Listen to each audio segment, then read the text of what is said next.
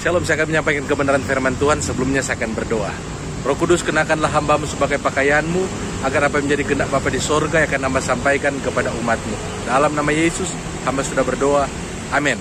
Nah, firman Tuhan yang akan saya sampaikan terdapat di dalam Matius pasal yang ke-18, ayat yang ke-10.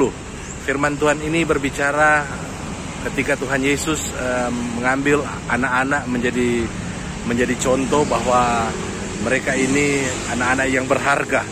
Dia mengatakan jangan ada yang menyesatkan salah seorang daripada anak-anak ini.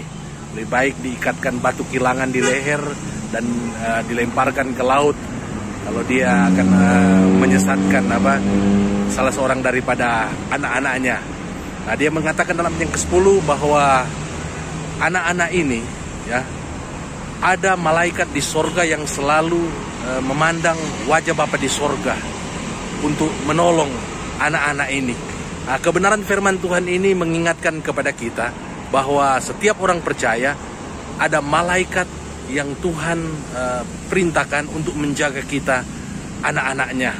Nah, firman Tuhan ini mengingatkan kepada kita di dalam banyak kejadian di dalam Alkitab, bagaimana malaikat Allah itu menjaga, melindungi anak-anak Tuhan.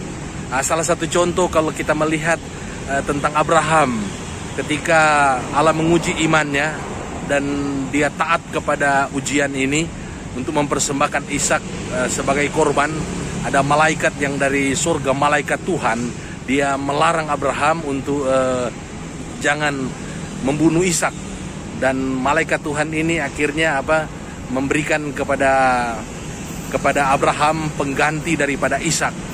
Dan malaikat ini diyakini merupakan Kristofani atau Yesus yang menyatakan diri di dalam perjanjian lama. Dan malaikat ini dia akhirnya memberikan janji berkat kepada Abraham karena dia mau taat untuk melakukan firman Allah, di mana Allah meminta dia untuk mengorbankan anaknya. Untuk itu Allah akan memberkati keturunannya, dia akan menjadi bangsa yang besar, kemudian dia akan diberkati dan melalui kaumnya banyak orang akan diberkati. Demikian juga dalam kisah Kejadian pasal yang ke-32, bagaimana ketika Yakub akan bertemu dengan Esau pada malam harinya. Di sini kita melihat Yakub berkemah dalam Kejadian pasal 32 ayat yang kedua. Dia berkemah dan akhirnya dia bertemu dengan malaikat-malaikat. Ternyata ketika dia berkemah, ada malaikat-malaikat yang berkemah juga di dekat dia.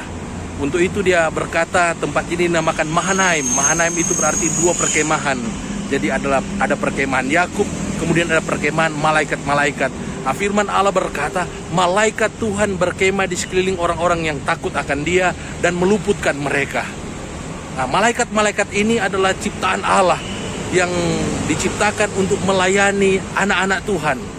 Johannes Calvin dia berkata, malaikat-malaikat ini adalah penyalur derma ilahi.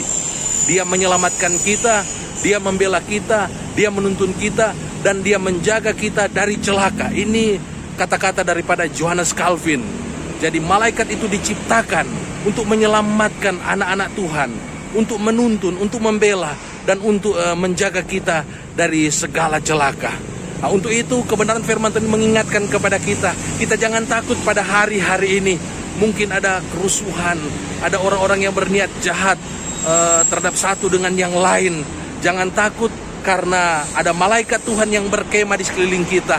Ada malaikat Tuhan yang menjaga kita. Yesus sendiri yang berkata, setiap orang percaya dia memiliki satu malaikat yang khusus untuk menjaga orang percaya ini, yang matanya selalu memandang wajah Bapa di sorga untuk menunggu perintah, menolong saya dan saudara yang memerlukan pertolongan. Untuk itu tetap percaya kepada Tuhan, tetap melayani Tuhan, hidup dalam kekudusan, dan jangan takut karena ada malaikat Tuhan yang berkemah di sekeliling orang-orang yang percaya. Tuhan Yesus kiranya memberkati kita mendengarkan firman Tuhan ini. Mari kita berdoa. Terima kasih Tuhan untuk firman-Mu ini. Biar firman Tuhan ini memberkati kami yang mendengarkannya. Dalam nama Yesus. Haleluya. Amin. Puji nama Tuhan. Amin.